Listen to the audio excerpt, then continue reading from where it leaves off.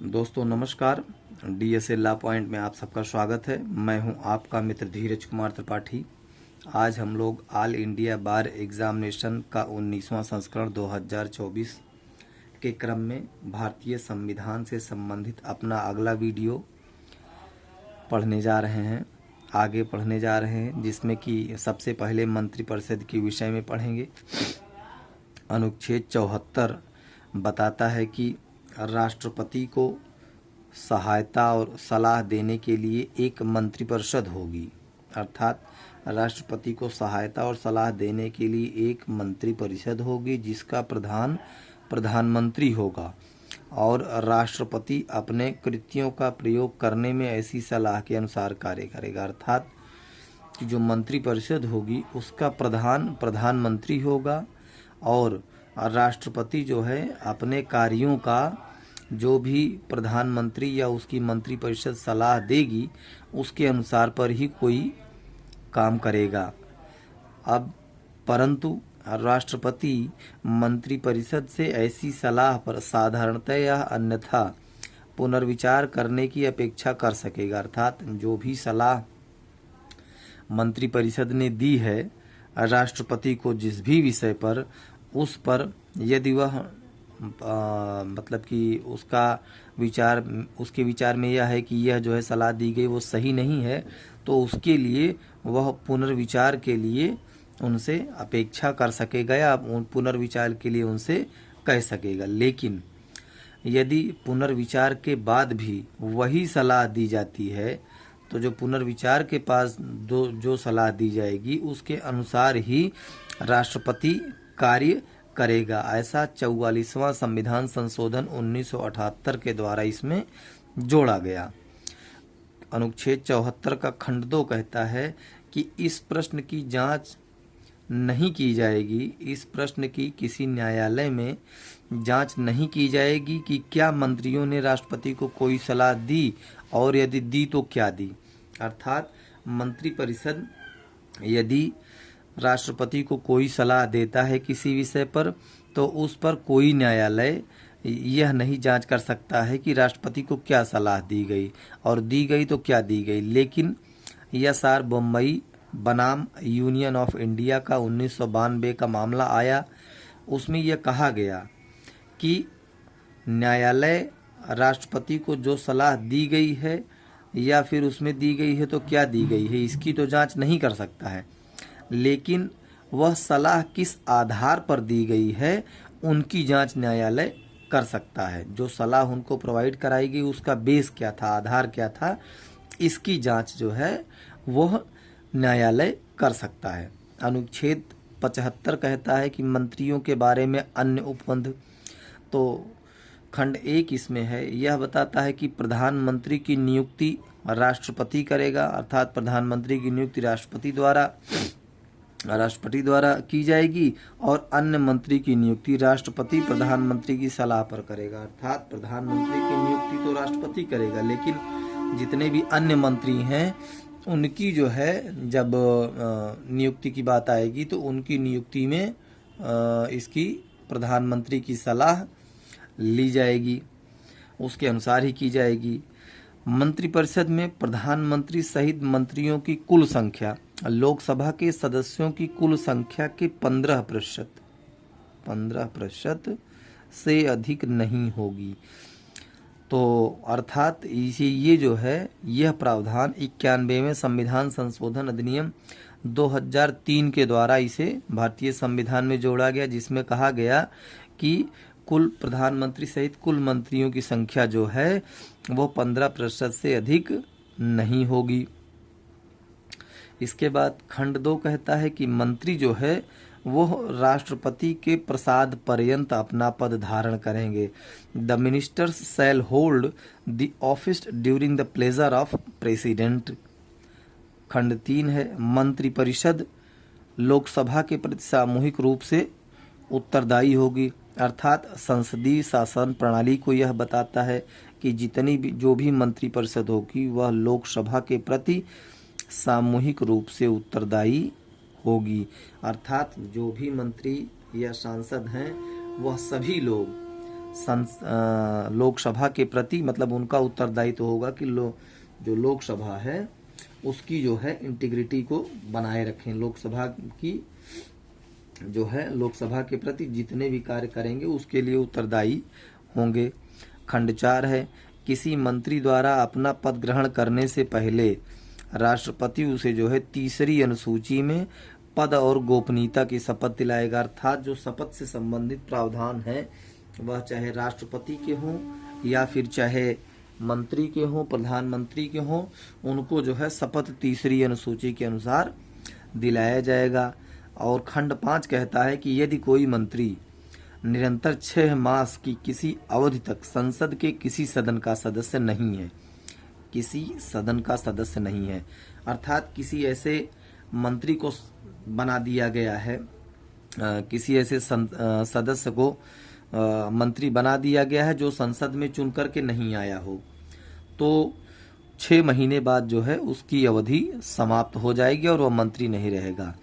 इसका एक सबसे जीता जाता उदाहरण है कि जब रायबरेली से स्मृति ईरानी हार गई थी यहाँ अमेठी से राहुल गांधी के संसदीय क्षेत्र से पहली बार, तो भी उन्हें शिक्षा मंत्री बनाया गया था। तो उस बार उन्हें इस आधार पर बनाया गया था कि 6 महीने के अंदर उन्हें राज्यसभा या किसी का सदस्य बनाते हुए जो है उन्हें आगे बढ़ाकर उनका पूरा कार्यकाल बढ़ाया गया। अर्थात जब कोई संसद का सदस्य न हो तो उसे मंत्री जो है नहीं बनाया जा सकता। यदि बना दिया गया है तो 6 महीने से ज़्यादा वह जो है मंत्री नहीं रहेगा।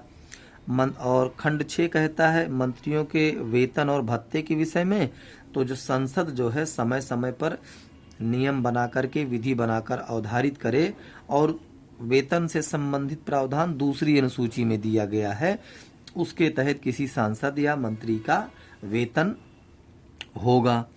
तो अनुच्छेद 74 और 75 बहुत महत्वपूर्ण है। ये केंद्रीय मंत्री परिषद और राष्ट्रपति से संबंधित तथा केंद्रीय मंत्री परिषद में जो भी व्यक्ति नियुक्त किए जाएंगे वो किसके प्रति दायित्वाधीन होंगे, किसके मतलब प्रसाद पर्यंत कौन धारण करेगा, कौन बिना सदस्य बने संसद का सदस्य बने कितने दिन तक मंत्री रह सकता है के विषय में प्रावधानित है और बहुत ही महत्वपूर्ण है।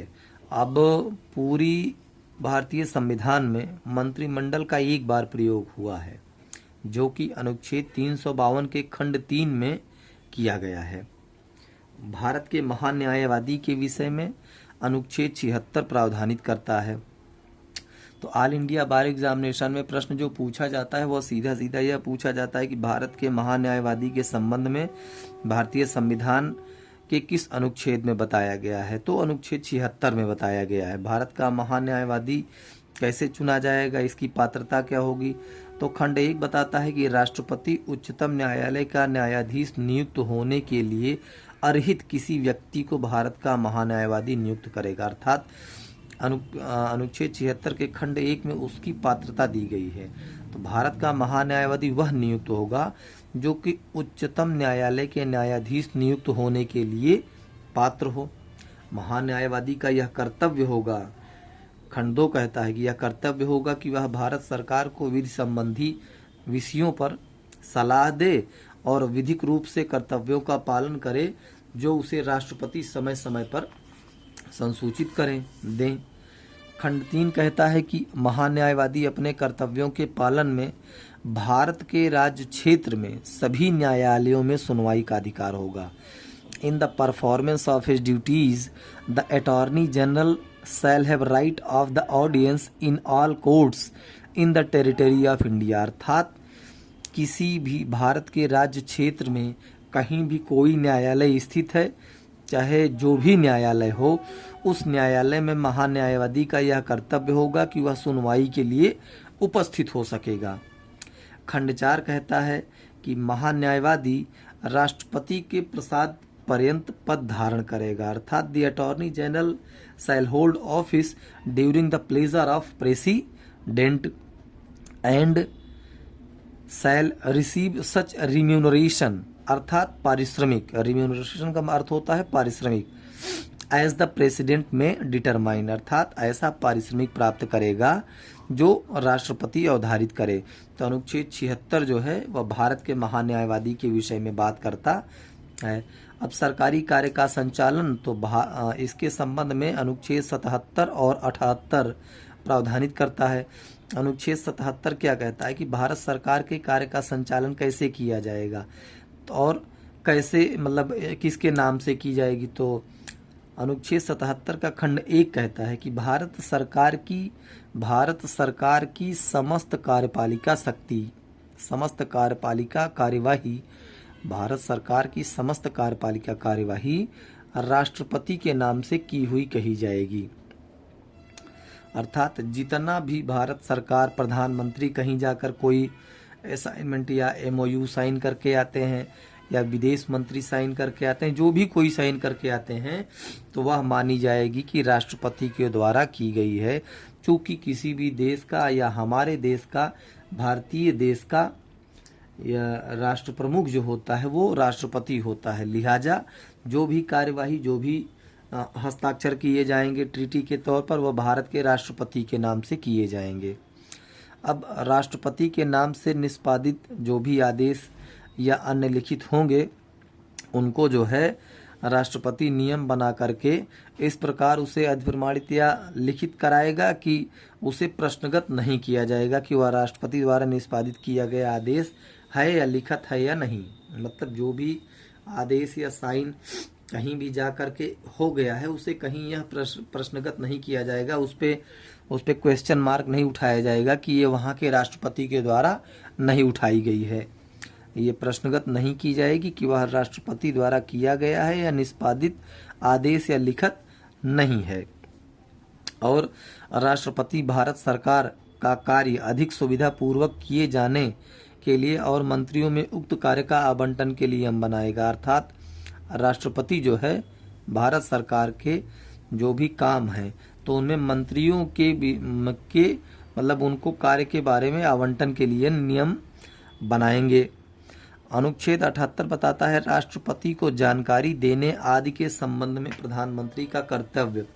Duties of the prime minister as respects the furnishing of information to the president. तो कोई भी कार्य अगर प्रधानमंत्री द्वारा किया जा रहा है तो उसकी सूचना राष्ट्रपति को देने का कर्तव्य होगा, जानकारी देने का कर्तव्य होगा। तो यह दे रहा है शुरू में ही कि प्रधानमंत्री का यह कर्तव्य होगा कि इट शैल का मतलब होता है कि इसमें उपधारणा की जाएगी, मतलब it shall be the duty of the prime minister, प्रधानमंत्री का यह कर्तव्य होगा कि संघ के कार्यकलाप अर्थात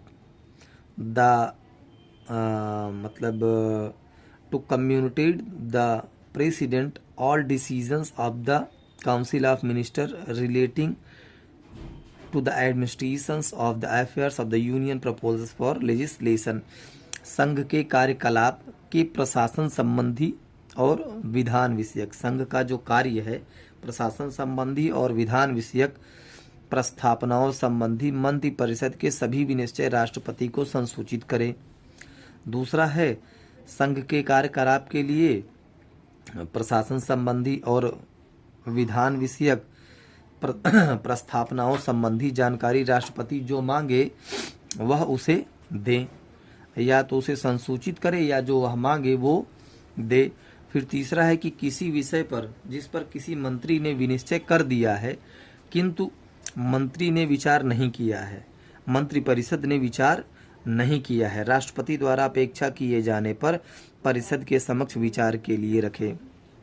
अर्थात कहीं कोई एक सभा के दौरान किसी मंत्री ने कोई योजना का ऐलान कर दिया है लेकिन मंत्रिपरिषद के समक्ष उसे नहीं लाया गया है, तो राष्ट्रपति जब अपेक्षा करेगा तो उसे मंत्रिपरिषद के समक्ष विचार के लिए रखा जाएगा। अब हम बात करते हैं संसद की। अनुच्छेद 79 में संसद का गठन अर्थात कॉन्स्टिट्यूशन ऑफ पार्लियामेंट, संसद कैसे बनती है उसके विषय में बात की गई है। तो संघ के लिए एक संसद होगी। There shall be a parliament for the union. जो सबसे पहला राष्ट्रपति, पहला हो गया राष्ट्रपति, उसके बाद दूसरा दो सदनों से मिलकर बनेगी, जिनका नाम है कौन, राज्यसभा और लोकसभा। तो दूसरा और ये तीसरा, अर्थात जो हमारी संसद कही जाती है, पार्लियामेंट कही जाती है, उसमें 3 चीजें आती हैं। सबसे पहला राष्ट्रपति, दूसरा लोकसभा और तीसरा राज्यसभा। तो जब संसद कहा जाएगा तो उसमें राष्ट्रपति, राज्यसभा और लोकसभा तीनों आएंगे। अनुच्छेद 80 राज्यसभा की संरचना के लिए बताता है। Constitution of council of the states, जो कि अभिघटनीय होती है। इसमें जो सांसद चुने जाते हैं उनका कार्यकाल 6 वर्ष का होता है। 2/3 सदस्य हर 2 वर्ष पे जो है बाहर होते रहते हैं। तो इस राज्यसभा की संरचना में राष्ट्रपति द्वारा खंड 3 के अनुसार नाम निर्देशित किए जाने वाले 12 सदस्यों को और राज्यों के और संघ राज्य क्षेत्रों के 238 से अनधिक प्रतिनिधियों से मिलकर बनेगी। अर्थात 12 सदस्य तो राज्यसभा में राष्ट्रपति नियुक्त कर सकता है, नाम निर्देशित कर सकता है, तथा 238 से ज़्यादा सदस्य इस राज्यों से मिलकर के जो है चुन के आते हैं और संघ राज्य क्षेत्रों में, तो उनसे मिलकर बनेगी। अर्थात 238 12 250 सदस्य कुल मिलाकर के भारतीय संसद में, राज्यसभा में होंगे। तो राज्यसभा में राज्यों के संघ और राज्य क्षेत्रों के प्रतिनिधियों द्वारा भरे जाने वाले स्थानों का आवंटन 4थी अनुसूची में दिया गया है और उन्हीं के अनुसार किया जाएगा। अब जो राष्ट्रपति नियुक्त करेगा, जिन 12 व्यक्तियों को राष्ट्रपति नाम निर्देशित करके राज्यसभा में भेजेगा, वे कौन लोग होंगे? तो वो लोग होंगे जिन्हें कि जो कुछ संबंध हैं उनमें विशेष ज्ञान या व्यवहारिक अनुभव हो, जैसे कि साहित्य के क्षेत्र में, साइंस के क्षेत्र में, आर्ट कला के क्षेत्र में, सोशल सर्विस समाज सेवा के क्षेत्र में, अर्थात साहित्य, विज्ञान, कला और समाज सेवा, literature, science, art and social services के क्षेत्र में उन्हें विशेष ज्ञान या व्यवहारिक अनुभव होना चाहिए। तो ऐसे 12 व्यक्तियों को राज्यसभा में नाम निर्देशित करने का बिना किसी चुनाव के राष्ट्रपति को अधिकार होगा। अब अनुच्छेद 81, अच्छा, इसमें खंड 4 जो है वो 80 में राज्यसभा में प्रत्येक राज्य के प्रतिनिधियों का निर्वाचन उस राज्य की विधानसभा के निर्वाचित सदस्यों द्वारा आनुपातिक प्रतिनिधित्व पद्धति के अनुसार एकल संक्रमणीय मत द्वारा किया जाएगा।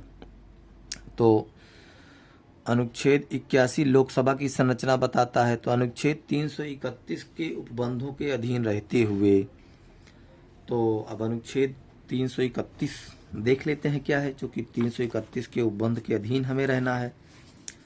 तो अनुच्छेद 331, हाँ ये आ गया, अनुच्छेद 331 लोकसभा में आंग्ल भारतीय समुदाय का प्रतिनिधित्व। अनुच्छेद 81 में किसी बात के होते हुए यदि राष्ट्रपति की राय है कि लोकसभा में आंग्ल भारतीय समुदाय का प्रतिनिधित्व पर्याप्त नहीं है, तो वह लोकसभा में उस समुदाय के 2 से अधिक सदस्य नाम निर्देशित कर सकेगा। मतलब कि 2 लोग जो है लोकसभा में एंग्लो इंडियन के व्यक्तियों को राष्ट्रपति नाम निर्देशित कर सकेगा, ऐसा अनुच्छेद 331 बताता है। लेकिन अब हुआ क्या है कि वर्तमान में इस अनुच्छेद 331 के अनुसार जो 2 आंग्ल भारतीयों को इसमें नाम निर्देशित करने की बात कहा गया है, उसे संविधान संशोधन के द्वारा समाप्त कर दिया गया। अर्थात अब दो लोग जो लोकसभा में और राज्यों की विधानसभाओं में एक लोगों को एंग्लो इंडियन को नाम निर्देशित नियुक्त करना होता था, अब उसका प्रावधान खत्म किया जा चुका है भारतीय संविधान से। तो अब धारा 81 का खंड का कहता है कि राज्यों में प्रादेशिक निर्वाचन क्षेत्रों से प्रत्यक्ष निर्वाचन द्वारा, डायरेक्ट इलेक्शन के द्वारा, वोट के द्वारा 530 से अधिक सदस्यों, मतलब 530 तो राज्यों द्वारा चुने जाएंगे, तथा संघ राज्य क्षेत्रों का जहां प्रतिनिधित्व है वहां पर से 20 सदस्य चुने हुए आएंगे। अर्थात 550 सदस्य कुल मिलाकर के लोकसभा में होंगे, तो उनके साथ मिलकर के बनेगी। अर्थात लोकसभा की संरचना अनुच्छेद 331 के उपबंध के अधीन, जिसमें 2 आंग्ल भारतीय समुदाय के लोगों को जो है नियुक्त करना होता था, नाम निर्देशित करना होता था, इसका प्रावधान हटा दिया गया है। राज्यों के द्वारा चुने गए व्यक्ति 530 होंगे, संघ राज्य क्षेत्रों के द्वारा चुने गए व्यक्ति 20 होंगे। 550 सदस्यों के द्वारा लोकसभा मिलकर बनेगी। अब अनुच्छेद 82 बताता है कि रीएडजस्टमेंट आफ्टर ईच सेंसस, मतलब कि जो प्रत्येक जनगणना के पश्चात पुनः समायोजन की बात की गई है, तो इसे जो है बोलते हैं कि एक संशोधन के द्वारा 2001 में, जो 2002 से प्रतिस्थापित है, ये 84वां संविधान संशोधन, इसके द्वारा यह भी कि जब तक सन 2026 के पश्चात की गई पहली जनगणना के सुसंगत आंकड़े प्रकाशित नहीं हो जाते हैं, तब तक इस अनुच्छेद के अधीन राज्यों की लोकसभा में 1971 की जनगणना के आधार पर पुनः समायोजित स्थानों के आवंटन का और राज्य के प्रादेशिक निर्वाचन क्षेत्रों में विभाजन का, जो 2001 की जनगणना के आधार पर पुनः समायोजित किए गए हैं, आवश्यक नहीं होगा। अर्थात जब 2026 के बाद, अब 2026 तक जो संख्याएं लोकसभा, राज्यसभा और विधानसभाओं में निश्चित कर दी गई हैं, तो वे 1971 की जनगणना के आधार पर 2001 में इन्हें स्थिर किया गया था। तो अब ये 2026 तक प्रभावी रहेंगी। 2026 के बाद जो जनगणना की जाएगी, उसके बाद डिलिमिटेशन की कार्यवाही, परिसीमन की कार्यवाही की जाएगी। उसके अनुसार लोकसभा की सीटें, राज्यसभा की सीटें, राज्य विधानसभा की सीटें बढ़ाई जाएंगी। उसके अनुसार फिर सभी राज्यों में सीटें अलग अलग हो जाएंगी। अब अनुच्छेद 83, संसद के सदनों की अवधि क्या होगी, duration of house of parliament क्या होगा, इसके विषय में प्रावधान करता है। तो राज्यसभा का विघटन नहीं होगा। सबसे पहला कि राज्यसभा का विघटन नहीं होगा।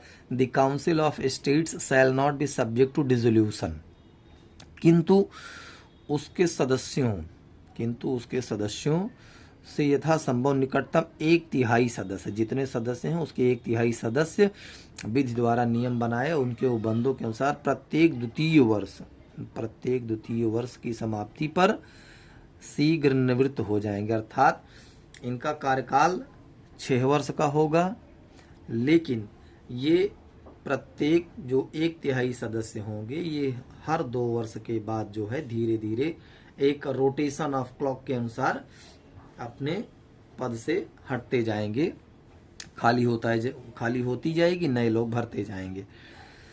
अब लोकसभा यदि पहले विघटित नहीं कर दी जाती है, तो लोकसभा के विषय में क्या कहते हैं कि यदि पहले विघटित नहीं कर दी जाती है, तो जिस दिन उसका प्रथम अधिवेशन होगा, उसके लिए नियत तारीख से 5 वर्ष तक बनी रहेगी। यह महत्वपूर्ण है। लोकसभा 5 वर्ष तक बनी रहेगी अपने प्रथम अधिवेशन से, तथा इससे अधिक नहीं होगी। 5 वर्ष की उक्त अवधि की समाप्ति का परिणाम लोकसभा का विघटन होगा।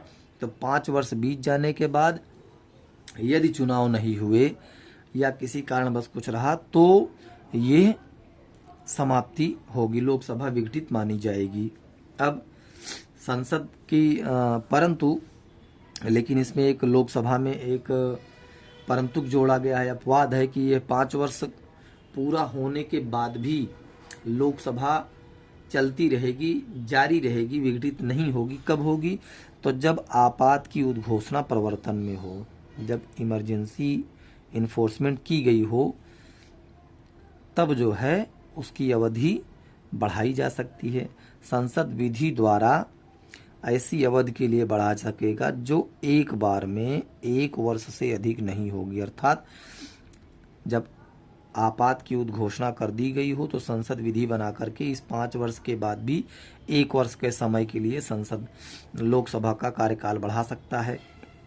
और उद्घोषणा के प्रवर्तन में न रह जाने के पश्चात उसका विस्तार किसी भी दशा में 6 मास से अधिक नहीं होगा। अर्थात 1 वर्ष तो उसने जो है इमरजेंसी में प्रवर्तन अपना बढ़ा लिया कार्यकाल, उसके बाद उद्घोषणा प्रवर्तन में नहीं रही है, तब उसके बाद इसका अधिकतम विस्तार जो होगा वह 6 मास तक होगा, उससे ज़्यादा के लिए नहीं होगा। अब अनुच्छेद 84 संसद की सदस्यता के लिए अर्हता से संबंधित प्रावधान करता है। तो qualification of for membership of parliament, तो कोई व्यक्ति संसद के किसी स्थान को भरने के लिए चुने जाने के लिए अर्हित तभी होगा जब वह भारत का नागरिक हो तथा निर्वाचन आयोग द्वारा प्राधिकृत किसी व्यक्ति के समक्ष तीसरी अनुसूची में दिए गए प्रारूप के अनुसार शपथ लेता हो और अपने हस्ताक्षर करता हो। राज्यसभा में स्थान के लिए कम से कम 30 वर्ष की आयु, और लोकसभा और जो इनकी आयु होगी, तो सबसे पहले तो ये जो संसद की सदस्यता के लिए अर्हता है तो भारत का नागरिक होना तो सबसे पहला उसके लिए अनिवार्य है। उसके बाद वो तीसरी अनुसूची के अनुसार शपथ लिया हो निर्वाचन आयोग के किसी प्राधिकारी के समक्ष। उसके बाद जो दूसरी अर्हता है वह है कि राज्यसभा का सदस्य चुने जाने के लिए कम से कम 30 वर्ष की आयु होना आवश्यक है, 30 वर्ष की आयु आवश्यक है। और लोकसभा का सदस्य होने के लिए कम से कम 25 वर्ष की आयु का होना आवश्यक है। यदि दोनों में से कोई 25 वर्ष या 30 वर्ष से कम है तो राज्यसभा या लोकसभा का सदस्य नहीं बन सकता है।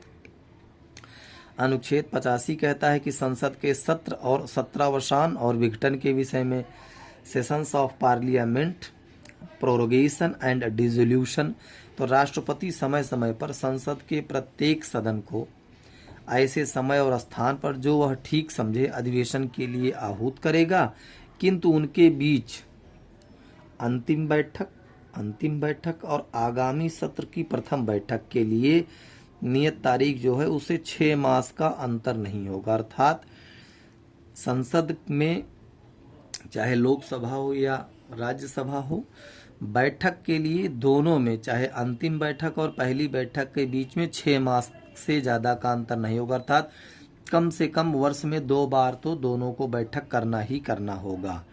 इससे ज़्यादा कर सकते हैं लेकिन 2 बार बैठक करनी ही करनी है 6-6 महीने के अंतर पे। खंड 2 कहता है कि राष्ट्रपति समय समय पर सदनों का या किसी सदन का सत्रावसान कर सकेगा, लोकसभा का विघटन कर सकेगा। The president may for time to time prorogue the house of the house और either house dissolve the house of the people. तो दोस्तों, आज हम लोगों ने ऑल इंडिया बार एग्जामिनेशन के 19वें संस्करण 2024 की परीक्षा को दृष्टिगत रखते हुए हम लोगों ने अपने अगले वीडियो जिसमें भारतीय संविधान पढ़ाया जा रहा है में अनुच्छेद 85 तक संसद के सत्र सत्रावसान और विघटन तक पढ़ लिया है। आगे हम लोग अपना इसे कंटिन्यू करेंगे, क्योंकि सबसे बड़ा ये है संविधान, इसको समझना बहुत महत्वपूर्ण है, क्योंकि इससे 10 नंबर के क्वेश्चंस आते हैं। हमसे जुड़े रहने के लिए जल्द से जल्द एडमिशन लें और एक ही बार में ऑल इंडिया बार क्रैक करने के लिए जो है प्रयास करें। अधिक जानकारी के लिए 9601682266 पर फ़ोन करके जानकारी प्राप्त कर सकते हैं। धन्यवाद। जय हिंद, जय भारत।